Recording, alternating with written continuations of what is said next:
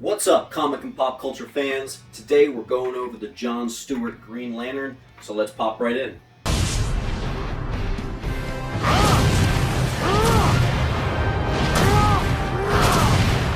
You enjoyed that a little too much. Just letting off some steam.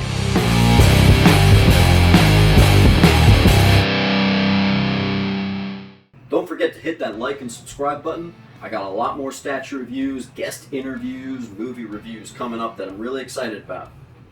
Alright, so today we're doing a full review on the John Stewart Green Lantern premium format by Sideshow Collectibles. And I love this piece. I've had it, I guess, for about a year now.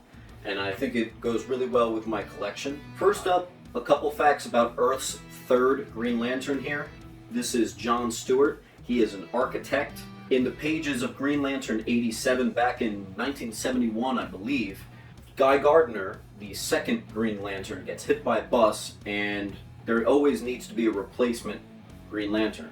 So the Guardians of Oa, the blue guys that are responsible for the police force of the Green Lanterns, already tell Hal that they've got an idea. They know who's going to be the replacement, and it's John Stewart. And initially, Hal is actually a little bit weird towards John Stewart for very implied racism, which is really weird when you consider that Hal Jordan goes across the galaxy fighting with pink, blue, purple aliens all day. But in the pages of that first issue, John proves himself to Hal. He proves what he's about. Hal actually gives him his first costume. It looks a lot like Hal Jordan's, and John actually rips the mask off and says, "This black man doesn't leave anything out." Smart, impatient, headstrong. Sort of reminds me of you. I hope not. So he's a super cool, confident Marine architect guy. Super cool character, and it actually reflects in his constructs. You'll often see there's a method to the madness. It looks very architected, and you can actually kind of see here a lot of thought and care goes into his weapons and constructs. Alright, so we are going to start with the sculpt, the paint, and the colors. So let's get to sculpt right away. It really looks like an actual meteorite, maybe from like a blown up planet or something down here. They did some nice shining effects on the meteorite. It looks really good. Really well thought base, having the construct go into and kind of steady the meteorite while he seems to be lunging over it and firing an energy blast. So that looks really cool.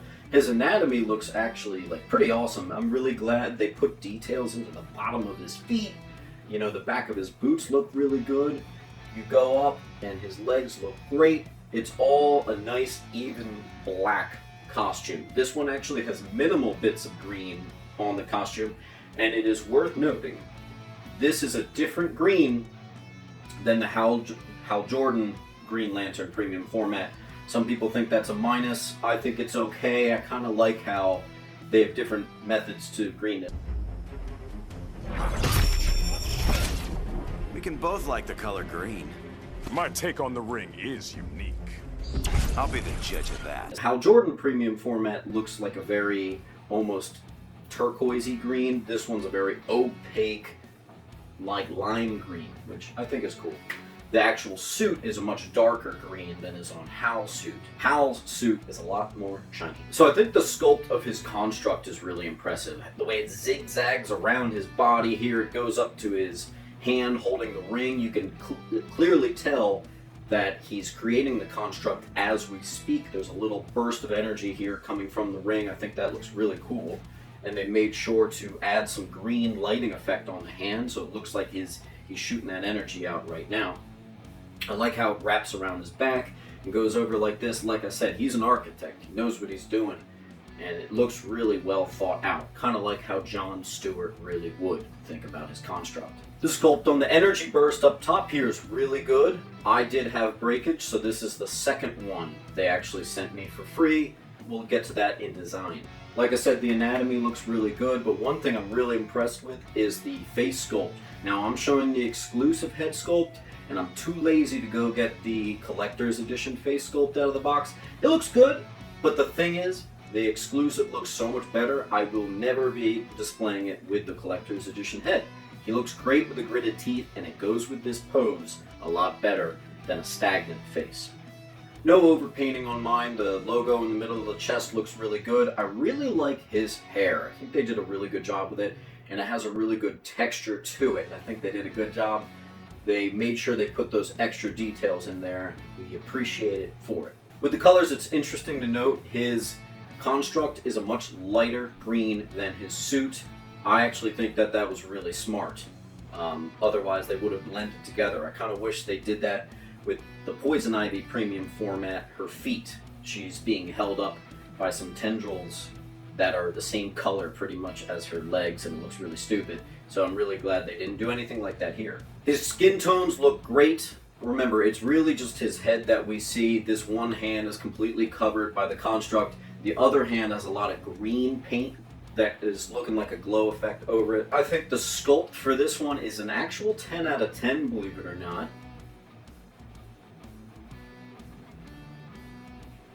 For the paint, I'm going to give it a solid 9 out of 10.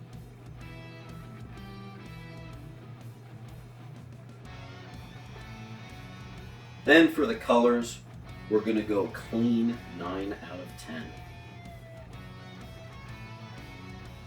Now we're going to talk about design and pose. I think the pose is really great, but it does come at a cost. I think him leaping like that is really cool. It's very dynamic.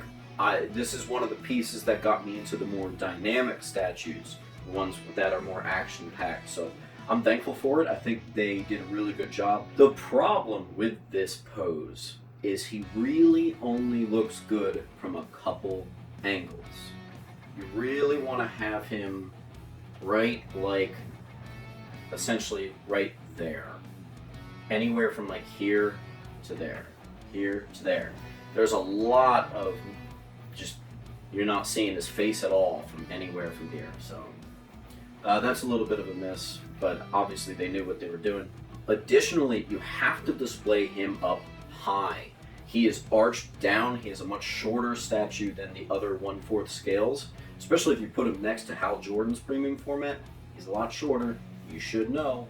But that makes sense because he's low to the ground and dynamic. One major issue with the design for this piece is, see this energy burst? I had a breakage here, and that's because he's angled down and it's not magnetized. It just loosely kind of sits in there. So of course mine fell off and broke.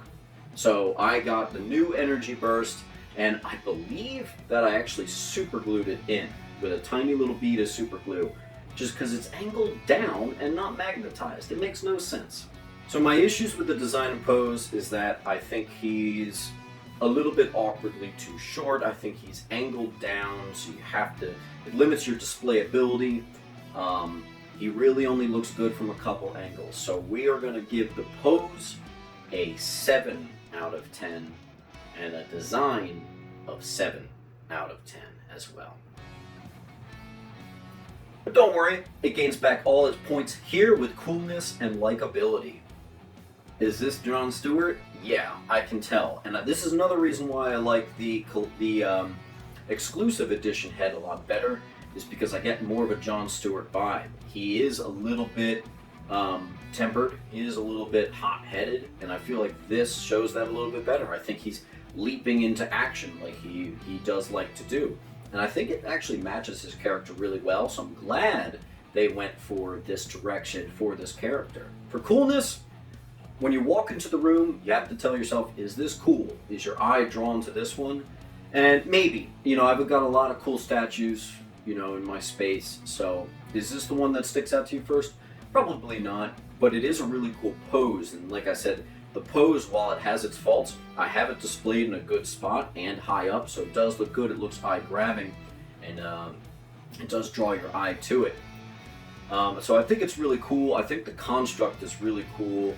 The problem with the Hal Jordan premium format is they didn't really do much of a construct, so this time they went full construct and really had him showing what a Green Lantern can really do. Side note, if they ever make a Kyle Rayner premium format, I want to see him with those crazy constructs that he likes to do. Sideshow, if you're watching, please. I was weird with Green Lantern. When I was a kid, I only knew John Stewart, but then I inherited some comics and fell in love with Kyle Rayner. I didn't really get aboard the whole Hal Jordan, the main Green Lantern train, until probably the last 10, 12 years. I don't even know if I knew who he was 12 years ago. Coolness. This one's a 9 out of 10. Let's talk quickly about proportions. So like I said, this piece is a little bit short. He is not underscaled though. I made sure he's just the right height of an actual quarter scale figure. It's just that they've got him in such a weird angle, that's why he looks short and he's arched down the way he is. But this is accurate. It is 1/4 scale. I like that it has a minimal footprint. I think it's really good. It's a little bit of a long statue, but that's not an issue for me. This would fit into any Vespa or any display space you have. So I'm going to give the proportions a 10 out of 10.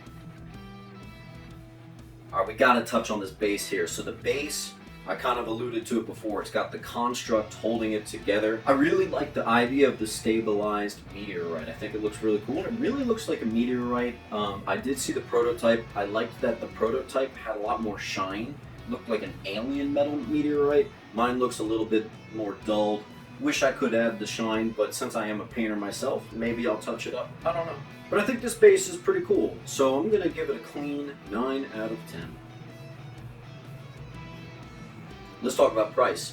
This thing was under 600 bucks, which for an exclusive version under 600 was really great.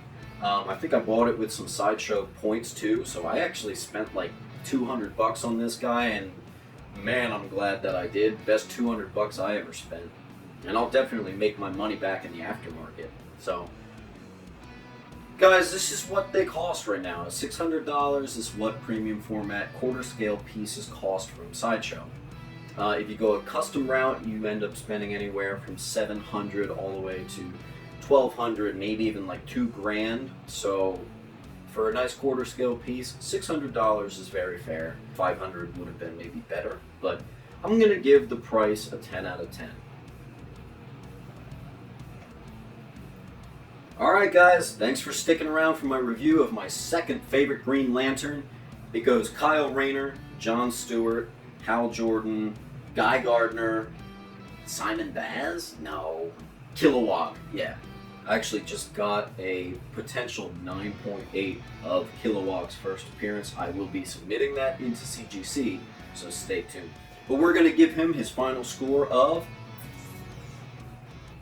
And one more time, I always like to say, but thank you so much to the community. You guys have been wonderful through this. I've made some great friends. I've just been having a lot of fun with my new YouTube channel, and it's been a blast. So thanks so much for stopping by, and keep on collecting, everybody.